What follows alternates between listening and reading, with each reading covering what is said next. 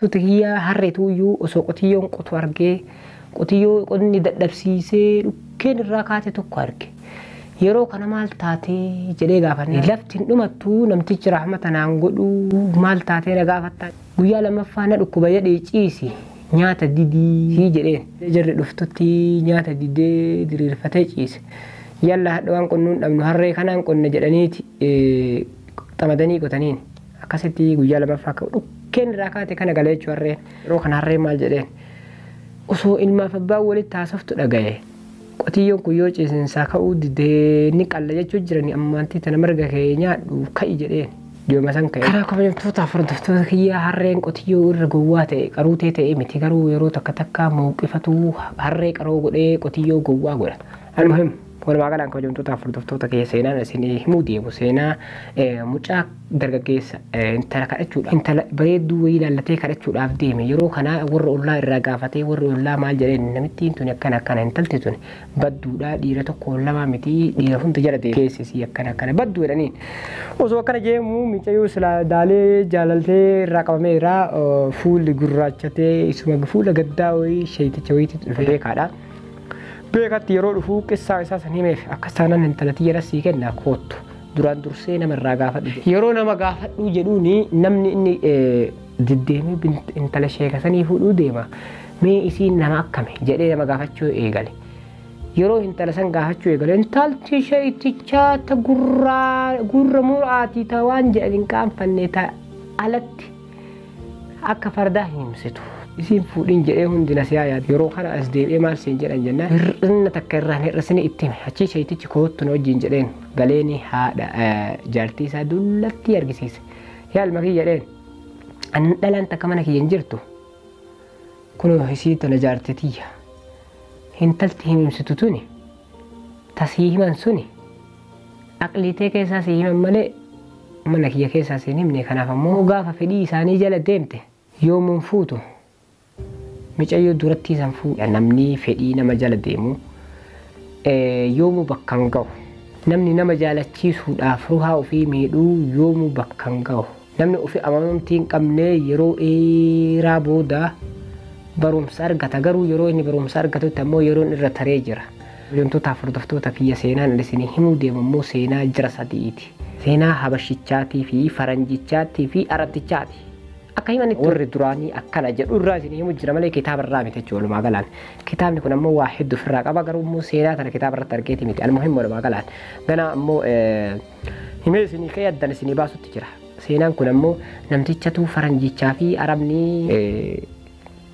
uummata gurraacha wajjin bakka wayii deemanii bakka guyyaa waa hundaa kadhadhaanii argatanii jedhuudha qabe. Yeroo kana faranjichi achi deemee ati maal barbaaddaa dhufte jennaan ani waa xaariin barbaadu qorqoorroo mooyii waliin naa laaffisiin irraa na nyaachisii jedheen achuma argattee deemii jedhaniin achi arabtichi itti aanee dhufe jechuudha.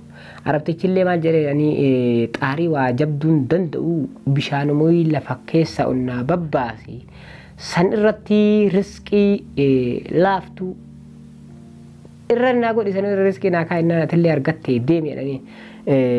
Yeroo kana namtichi kaaniin faranjichi makiinaa tolchee sibiiluma kanarraa makiinaa tottolchee xiyyaara tottolchee riskii rabbi irraa baaseef kanallee gaazii lafaa itti ol baasee fi zanzaba itti ol baasee xiyyaartichuma faranjichi bitee tottolchu sanirraayyuu gaaziin kun barbaadamee riskii asiin baaseef jennaan namticha kenna dhufe jechuu gurraacha kennatti.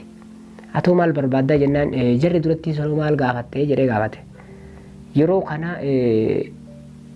kunis akkana jedhennaan haa anjidduu jara lamaaniiti iyyuu riskii bal'oo argitee yoo dalagadhee ol ka'ee kute. Garuu dhugumaan seenaan kun hin jira ka jedhu walumaa galaan. Tamaam inni akkas jedhee seenaan asirratti dhaabatti garuu ammoo dhugumaan seenaan kun seenaa kenna. Seenaa uummata gurraachaati. Seenaariyoo kana ka uume hoo'een. Yoo jedhu osoo dhuga jedhanii kolfuun ta'inii baay'ee tokko laaluu nama feesisa. Haga ammaa namni keenya taariibatti jira dhugaa taatee sunis dhugaadha hayyee isinii dhugoomsa. Araba jalallee nama daragachuu jira hayyee sunis dhugoo isinii dhugoomsa. Faranjii jalallee nama daragachuu jira sunis isinii maa dhugoomsa. Garuu seenaan kun seeraa kenna moo seenaa aqlii keenya keessaa qara'ame. Nama meeqa qabna nu fakkeenyaaf nama fayyilasuufaa nama hayyuuta nama addunyaa irratti beekamee walumaa galaan Itoophiyaa jechuun miti ani uummata gurraacha seenaan ittiin beekan jechuun jira jechuun walumaa galaan. Almuhimmi walumaa galaan gadaan jijjiiramutti jira. Gadaan jijjiiramutti jira uummata gurraachaa fi uummata adii osoo hin ta'inii gadaan jijjiiramtee miilli ol deebi'ee mataan gadi garagalu jira. Yeroo kana keessa immoo warri lallaaftonni warri biyya baqaatitti umriin nu dhumate kunuu achi jijjiiramna yoo jennu hin jijjiiramnu moo hin jijjiiramnu kana sammuu kennaa fi barumsaan jijjiiramna. Barumsi sunoo kami? Barumsa akka ati feetutti akka sammuun ta'e feetutti jiraattu malee barumsa akka sammuun isaanii feetutti si jiraachisanii miti. Kuni walumaa galaan ufi amanamumtii sammuu keetii beekumsa qabdu dhugaa baradhu namarraa. Namni kun irra beekaa jedhii dura laale osoo irraa hin baratin sirra beekaa taanaa irraa baradhu. Garuu ammoo namni sirra guddaa ta'e barumsaan sin caalu ammoo achumaan baradhus. Almuhimmi walumaa galaan kabajamtoota furdiftoota kiyya seenaa kitaaba kanarraa ati garuu ammoo har'a isiniif hin himu har'a sagantaa biraatiin har'a asuma isinii gabaabsa jechuudha. Seenaa garagaraa qabadhee isinii dhufu jira. Almuhimmi walumaa galaan yoo isinitti tole subscribe laa share gochuun dagatinaa warra isinitti tole immoo lakkoofsa tokko naa kaa'uun dagatinaa. Garuu barumsa sirra waa fudhattanii warra seenaa kanarraa namni waa fudhatu jira yoo jennee المهم ولدت دفنا رجع بساق أبي كان كتورا ورا نجين تورتان قالتوما هو رابلا السلام عليكم ورحمة الله وبركاته باي باي.